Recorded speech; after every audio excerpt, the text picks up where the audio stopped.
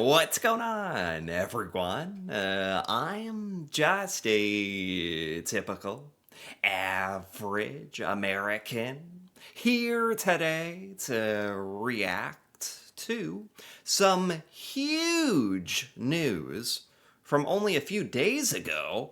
And I think at this point, most of us have probably heard about this Air Canada plane colliding with a fire truck at the LaGuardia Airport in New York. And obviously, this is a huge tragedy, and I think several people were killed during this, which is very sad. And today, I just want to try to understand what exactly happened.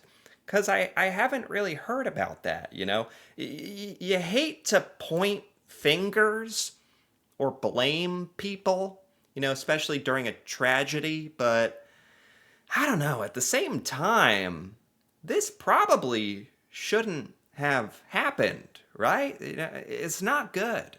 And, we might as well learn from it. So let's take a look. The plane I'm about to show you just crashed. Its nose is sheared right off.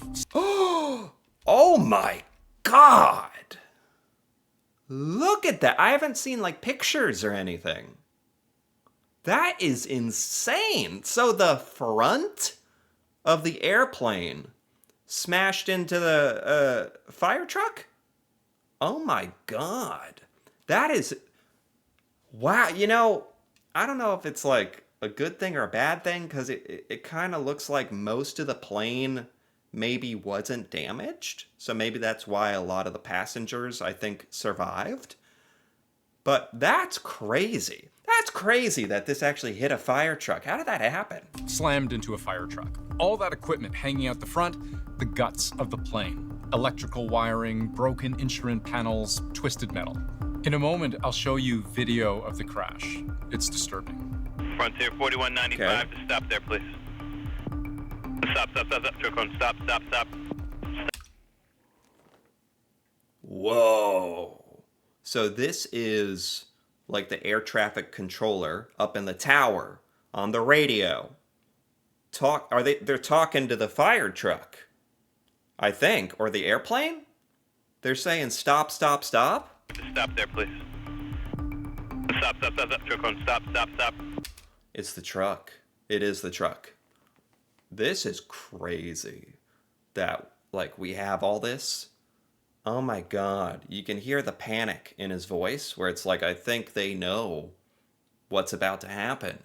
Because it's like, I'm sure there's a proper way to, like, do all the voice communications with stuff like this. Like, Truck 1, cease on line A32 and wait for docking protocol. And it's like, this guy's just like, stop. Like, that's how you know it's real. Stop, Truck 1. Stop. Stop, Truck 1. Stop. How does a crash like this happen? In New York City's most central airport, at least 2 dead, dozens. Look, they literally have a video. This is insane. Okay, we have a video. So, yeah, it's disturbing to think that this is like actually the footage and people died during this. Like it's very serious.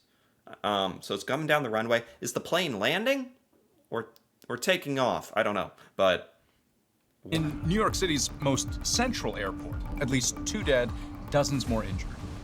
I'll show you. whoa. So this, I don't want to be that guy. I don't know anything about how all of this works, but common sense would tell you like this was avoidable. Something had to go wrong here. There was a mistake. And obviously mistakes happen, but it's tragic when it results in the loss of life. And obviously the stakes are a little different. Like when you're working at an airport where thousands of people's lives are in danger in airplanes, high speeds, busy runways. the stakes are a lot higher than at other jobs, and that's a part of it. And it's not necessarily an excuse. Like, that just means that you have to be at the top of your game to do stuff like this. So far as I can tell, there was nothing unusual about the flight or even the flight path. Air Canada 8646 was a Montreal to New York flight. Oh, look at this. I like this. They really spelled it all out, because I just heard about this, like, that there was a crash at a New York airport, and it was Air Canada. It was a Canadian airline. But I didn't know all the details and stuff. Montreal to New York. Okay. Takes off at around 10:35 p.m. Eastern on Sunday night. It's only about an hour-long flight. Almost exactly 60 minutes later, it's on a straight-line approach to LaGuardia Airport. This is so sad. Like, for a lot of people, the scary, dangerous part of flying, or the stressful part, is, being up in the air. Flying thousands of feet in the clouds. That's the stressful part. You never think, like, landing. That's when you're, like, clapping. Like, yay, we did it. We survived. Although statistically flying is very safe, of course. But I know a lot of people have anxiety around it. I've had some myself. And it's like, yeah, this doesn't help. You're landing, you're on the runway, you're home free, and then you smash into a fire. Like, what the hell? New York City, runway 4, which I'll show you why that matters in just a moment, but I'll say right now, it's this runway here. The plane is coming in from the southwest, landing pointed northeast. Except it doesn't make it all the way. Right here, just under halfway up the runway, it comes to a very sudden stop. Now, normally, when I've looked at how this flight operates on other days, it would continue this way, turning onto a taxiway at about 20 kilometers an hour. Okay. But right here, at a ground speed of 58 knots, just over 100 kilometers an hour, at that speed, the plane suddenly veers to the right and the signal dies. Because that's when it struck the fire truck, right? Let me show you what it hit.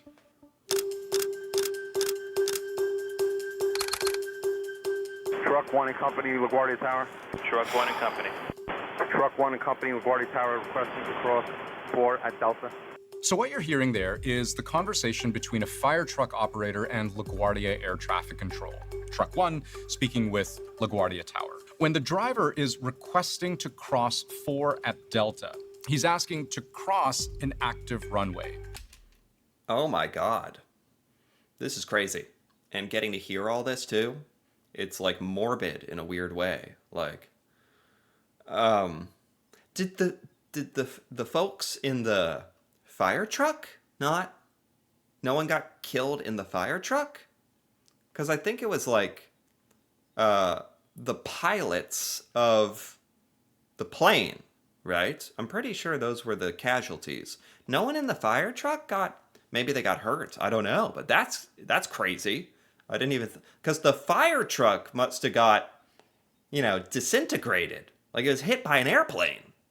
That's crazy. So this is the truck asking permission to cross. So I'm, again, it's not fun to place blame, but I think most of us want to know, did the fire truck make a mistake? Did the airplane make a mistake? Did the air traffic controller make a mistake? Runway 4, using the D taxiway. I dug up this diagram of LaGuardia so I can pinpoint exactly where taxiway D crosses runway 4. Again, just under halfway up the runway. The fire truck is apparently responding to a separate call in a different part of the airport. Someone noticing a strange smell on another plane. So, as is standard protocol, he needs permission from traffic control to get where he's going. Of course. And you can hear he gets it. Truck 1 and Company, LaGuardia Tower, requesting to cross 4 at Delta. Truck 1 and Company, cross 4 at Delta. But then, No. He got permission. Fire truck got permission. It ain't their fault. They got the go-ahead. Oh, no. Then 3 seconds later, LaGuardia Tower chimes in again. There's been a mistake. Frontier 4195 to stop there, please. Stop. Truck 1, stop. Oh. Oh my God. That is tragic. Oh my God. 3 seconds later, so they tell them to go. At that point, you have to think, in this fire truck driver's whole career, they've probably never been told that it's all clear and to go. And then 3 seconds later, expecting to stop. That's probably not happened. Like, that's probably extremely uncommon. So you can't really blame the fire truck for going when they said go.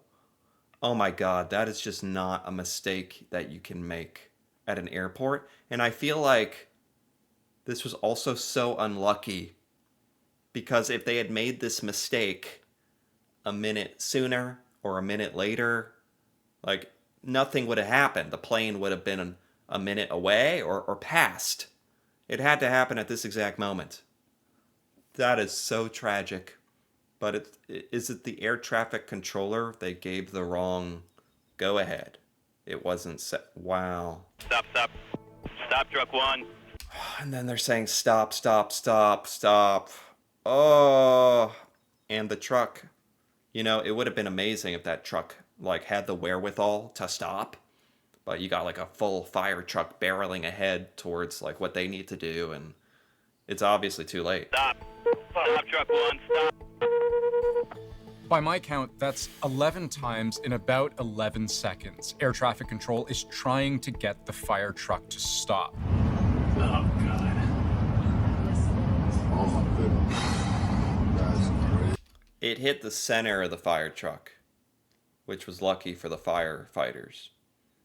It basically hit the middle. That's why the drivers of the truck are okay, I guess. Man, you have to feel for the pilots of this plane. Just out of nowhere, suddenly, well, they're just living their lives, piloting airplanes, a very noble profession, done this thousands of times probably, and then suddenly there's a truck, and then you're dead. Like, it's not fun to think about that. It's not fun to think about that that's just something that can happen to any of us. I mean, obviously we're not pilots in this situation, but you know, freak accidents can happen. Oh, my goodness. That's crazy. Bottom line, the warning came too Wow. late. Stop, truck one. Stop. Stop, truck. Oh, I mean, it's not that the warning came too late. It's that the go-ahead was given at all. Wrong. The wrong go-ahead. That's the real problem. One, stop. Bell 2603, go around. Runway heading 2000. Jet 646. Jet 646, I see you collide with a vehicle there. Just hold position. I know you can't move. The vehicles are responding to you now. An Air Canada jet has collided with a fire truck on the runway at New York's LaGuardia Airport. The plane was carrying 72 passengers and 4 crew members. 2 pilots died. The aftermath of that collision, this fire truck now completely destroyed. Sad. Yeah, 2 people died. Whenever there's a plane crash, often the first thing I'll do is check what the weather conditions are. I can see from these METAR reports, this is like standardized weather data for pilots. The crash happens between these 2 timestamps, local time. First thing to notice, the measurement about 15 minutes after the crash shows marginal visibility, which is not Okay. so bad that you can't see anything, but not so great either. I'm confused. What are we... we're trying to figure out what happened.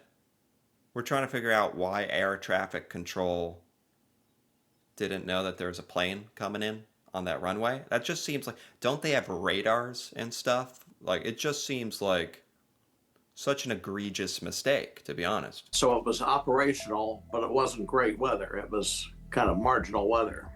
It's raining, Okay. and visibility for the pilots about 4 miles out. 7-knot winds, pretty light, and then we can start reading the codes for more hints about visibility. RABR. This is again a reference to rain, and BR is mist. Then we have cloud data. Okay. Few clouds at 4,500 feet, broken clouds at 9,000 feet, and overcast at 11,000 feet. I'm confused. Why are we talking about visibility? What am I missing here? Like who couldn't see properly? The air traffic control? Once you go through the overcast layer, there may be other layers in there that are not overcast, that are what we call broken or scattered clouds. But that's good weather. The airplane would be underneath 4,500 feet on the approach. It would see lights of the airport. So it's not, the actual cloud cover is not a big deal at all. So it's really not that, the weather's not much of a factor in terms of doing the operation. There wouldn't be. Weather's not really a factor. I mean, the airplane did everything it was supposed to do, right? They landed on the runway. Looked good to me. You know, I'm not a pilot, but that's what you're supposed to do. What? So.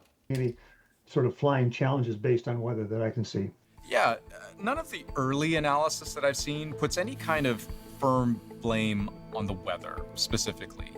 Investigators will interview the people involved to see what, if any, role it did play, but it's worth noting that even in the moment, within minutes of the crash, the air traffic controller himself appears to take the blame. Man, that wasn't good to watch. Yeah, I know I was here. I tried to reach out to my stuff, and we were dealing with an emergency earlier, and I messed up.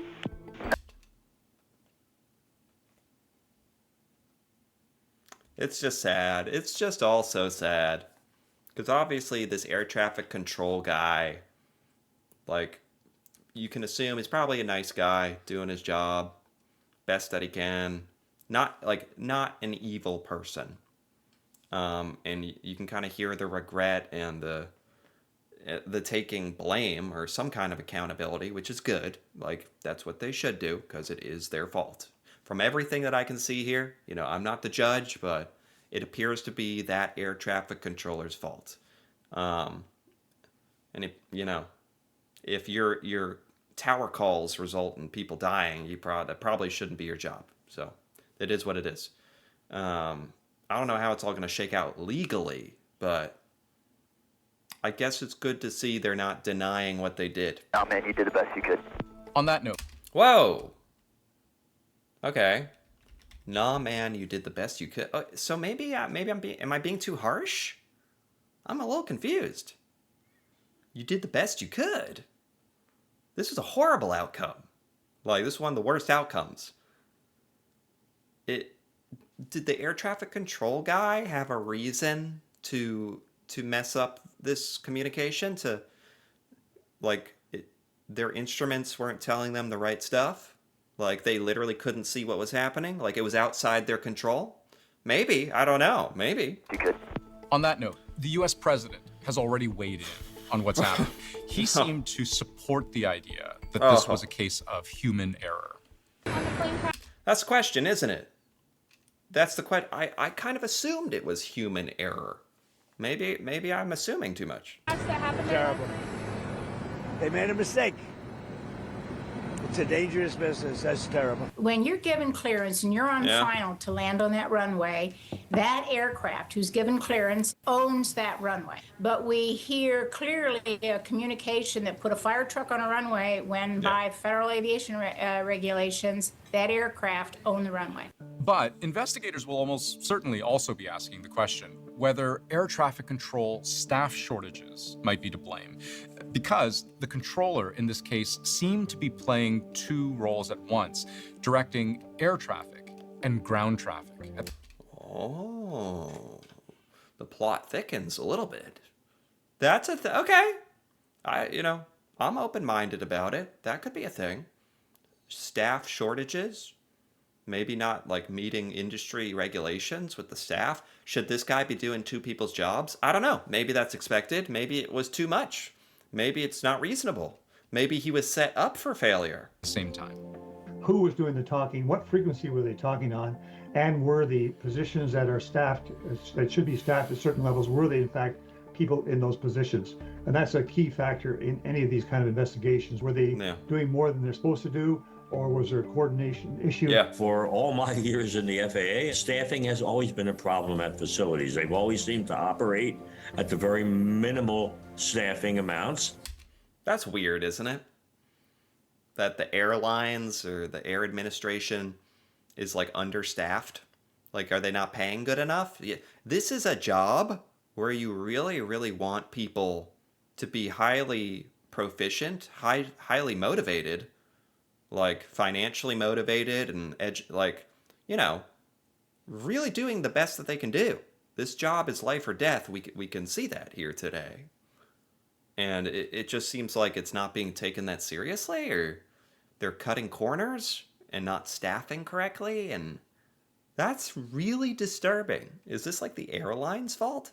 It's always been difficult for controllers to get time off and to get shift changes, and that exists today. As our airports go, LaGuardia is a very well-staffed airport. We're a couple controllers short in total, but it is a well-staffed airport. I've heard the rumor that there was only one controller in the tower, and that's not accurate. Again, I'll underline, this crash just happened. Investigators could take weeks or months to figure it all out. Oftentimes what we learn is information that we have at the start of an incident like this oftentimes is wrong. And so what we think we know right now, that's why it goes to the NTSB. They pressure test it, they investigate it, and then they come out with a report for all of you. But Okay, fair enough. I mean, the CEO of the airline place would say that, like, just cause it's in their interest, but it could be true. Like, time will tell.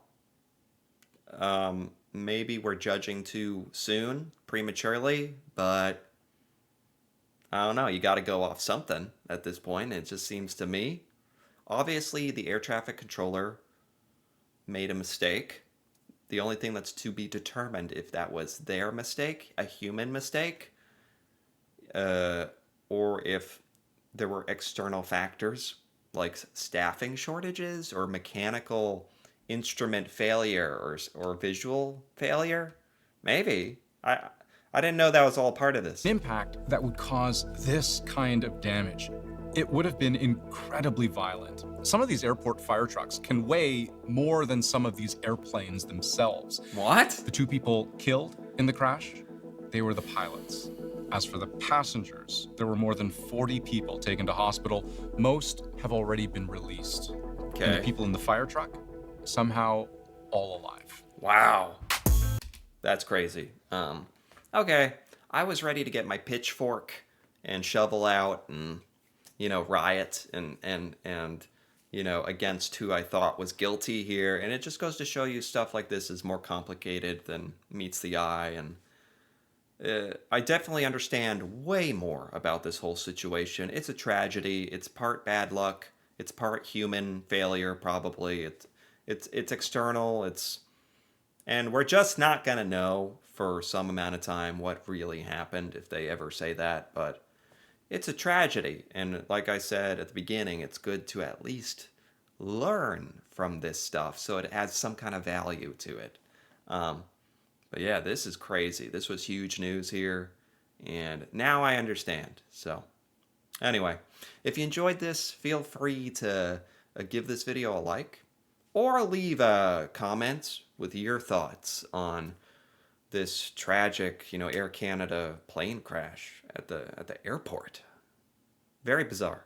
And if you're interested in more videos like this, me reacting to Canadian things that I've never seen before, feel free to subscribe for more.